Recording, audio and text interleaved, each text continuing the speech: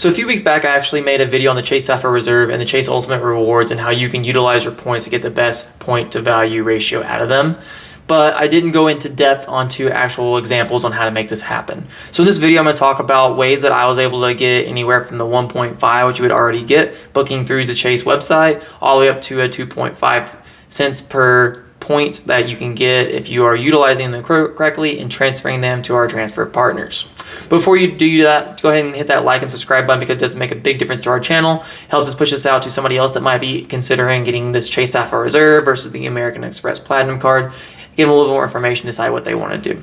But let's jump right into the video. So I have 3 different examples I'm going to go over. One is going to be with Southwest. Other one's going to be with the British Airways for American Airlines, and then the last one is going to be with United. So we'll jump right into it. The very first one that we're going to talk about is going to be the Southwest example. And for this one, I'm going to have you go to the Southwest website right there. And for this example, I'm going to do Salt Lake City to San Antonio on November 4th, do one way and do in dollars. And then we'll go through the low fare calculator. This will plug all this in for me.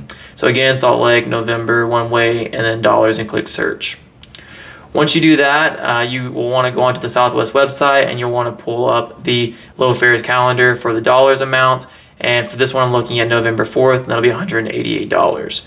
Then you'll want to compare it with the points. And by doing that, you'll look on November 4th too, and that'll be 12,692 points. And when we do that, that'll give us a 1.4 cents per point value, which in my opinion is going to be no better than booking with the Chase website because you're still going to get that 1.5. And so going through the whole process of transferring over to Southwest just to be able to book into this is not worth it. And if I was you, I would just actually book through the Chase Ultimate Rewards website to get those 1.5 cent value that you can get with your flights. So overall, probably staying away for this particular point, this particular flight for Southwest. I will say that even though it is at that 1.48 cents per point right now, if you look at other times, they will have some better point valuation, just like I saw in my last video. The next we're going to jump into is going to be the United transfer point partner, and that's going to be another good example that we'll take a look at right here. So first thing you want to do is you're going to go to the United website, and then you want to type in where you're going from. So Salt Lake City, I'm going to go to the popular destination of Orlando, Florida for March 3rd, and I'm going to book with my miles and then go one way and then find flights. And that's going to give us an option and show us a couple different flights at this option right here. And the price was going to be 32,500 miles. And then for that same flight for the 5:32 a.m., there actually wasn't a basic economy available. And so you can actually book with the economy flight at a $509 value, get a better seat, but at the same points per value as this one. And we'll compare that to an 8:10 flight where it's going to be 32,500 miles.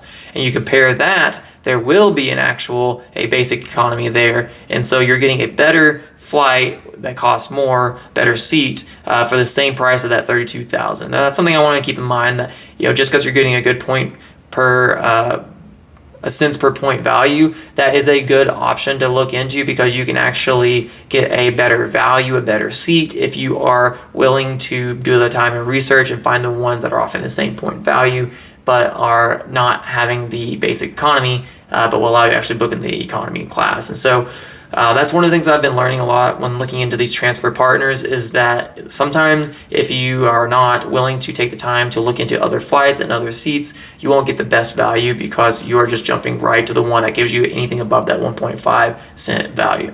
Now for this flight specifically, at the 5:32 a.m. flight, that was the 32,500 miles points that you need, and then that was a $509 flight. So that gave you a 1.56 cent per point. And then comparatively to the 8:10 flight, which is the same 32,500 miles, costs at $487, you would only be 1.49 cents. And so overall, not much better from the Southwest compared to the United Airlines transfer points.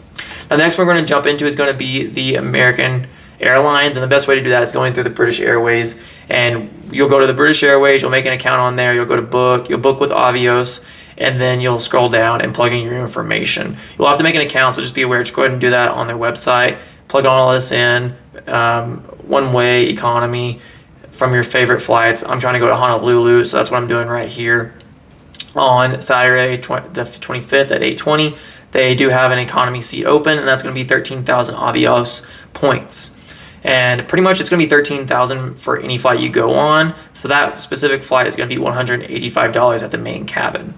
So what we're going to do is going to compare that from February 25th, comparing it to 3 March, just a week away. The 820 flight at 7 economy seats left is still going to be the 13,000 Avios points. But whenever we go and compare the price, it's way more. And so just pick booking on a different time is going to make the biggest difference.